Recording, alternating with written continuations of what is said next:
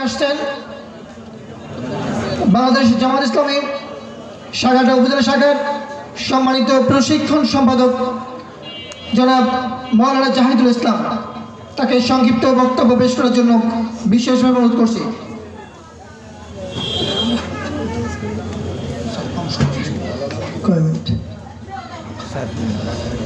আলহামদুলিল্লাহিল্লাযী কাফা আসসালামু আলা ইবাদিহিল্লাযীনা ইসতাফা আম্মা বা'দ فقد قال الله تعالى في كلامه المزيد فأعوذ بالله من الشيطان الرجيم وإذ قال ربك للملائكة إني جاعل في الأرض خليفة قالوا أتجعل فيها من يفسد فيها ويسفك الدماء ونحن نسبح بحمدك ونقدس لك قال إني أعلم ما لا تعلمون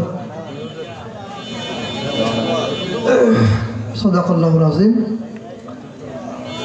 বাংলাদেশ জামাত ইসলামী ভারতখালী উন্নয়ন শাখার আজকের এই সুধী সমাবেশের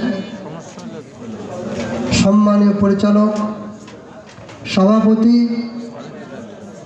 জেলা আমির মহোদয়, নায়েব আমির মহোদয়, উপজেলা সেক্রেটারি মহোদয়, ফুলসারি উপজেলা শাখার আমির সেক্রেটারি সহ অন্যান্য নেতৃবৃন্দ, উপস্থিত সভ্যমণ্ডলী, সুধীবৃন্দ, আসসালামু আলাইকুম রহমতুল্লাহ। অমুসলিম ভাইদের জন্য রইল অসংখ্য শুকরিয়া, ধন্যবাদ। উপস্থিতি, বক্তব্য দেওয়ার প্রয়োজন নাই।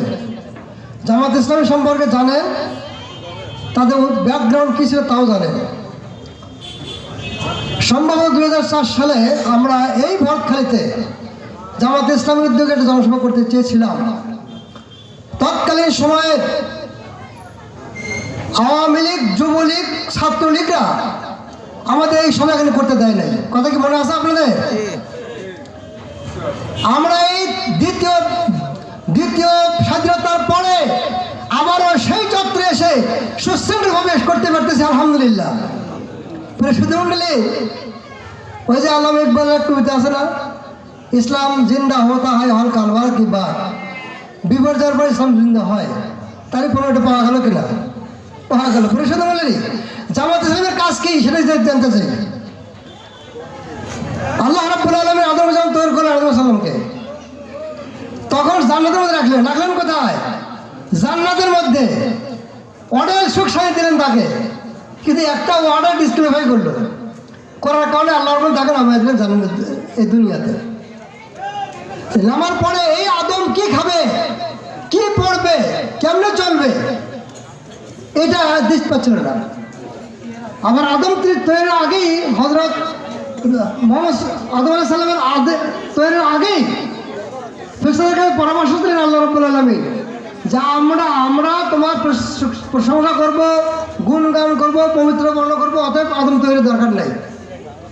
তাহলে প্রশংসা করা, গুণগান করা এগুলো ওই ফেরেশতারাই করতো। আল্লাহ বললেন ইন্নী আ'লামু মা লা তা'লামুন, আমি যা জানি তোমরা তা জানো না। তার আগে বললেন কি আমি খলিফা হচ্ছে, খলিফা। তো খলিফার দায়িত্ব কি? শুধু সেফসানা করা, গুণগান করা, নামাজ পড়া, রোজা রাখা, এটা তো ফেরেশতাই করতে পারতো। আল্লাহর দরকার ছিল নাকি? এই যে গুণগান, জিকির, আজকার, নফল নামাজ, নফল রোজা, এগুলো ফেরেশতা করতে পারতো।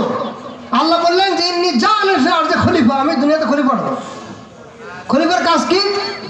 ক্ষুধা মুক্ত, দারিদ্র মুক্ত, অভাব মুক্ত, বিশৃঙ্খল মুক্ত একটা সুন্দর পরিবেশ তৈরি করা। আলহামদুলিল্লাহ, জামাত ইসলাম এই দেশটাকে 6টি মৌলিক চাহিদা আছে মানুষের: অন্ন, বস্ত্র, স্বাস্থ্য, চিকিৎসা, বাসস্থান এবং নিরাপত্তা, এগুলো দেওয়ার গ্যারান্টি আল্লাহ রাব্বুল পক্ষ থেকে দিয়েছে। আলহামদুলিল্লাহ।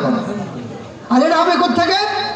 ফামান তাবিআ মিন্নি হুদান ফামান তাবিআ হুদায়া ফালা খাউফুন আলাইহিম ওয়া লা হুম ইয়াহজানুন। আল্লাহ বললেন, আদমকে বললেন, হে আদম, আমার পক্ষ থেকে বই যাবে, গাইড বুক যাবে, ওইটা যদি তুমি মানতে পারো তো তুমি আমার হয়ে যাবে, জান্নাতে সুখ লাভ করতে পারবে। আসুন আমরা জামাত ইসলামের পতাকা ঐক্যবদ্ধ হয়ে এদেশের শান্তি শৃঙ্খলা, এদেশের ক্ষুধা দারিদ্র মুক্ত সমাজ আমরা বিনির্মাণ করতে পারি। আল্লাহ রাব্বুল আলামিন আমাদেরকে সেই তৌফিক দান করুন। আমিন। আমি আর কথা শেষ করছি। আসসালামু আলাইকুম ওয়া রাহমাতুল্লাহ।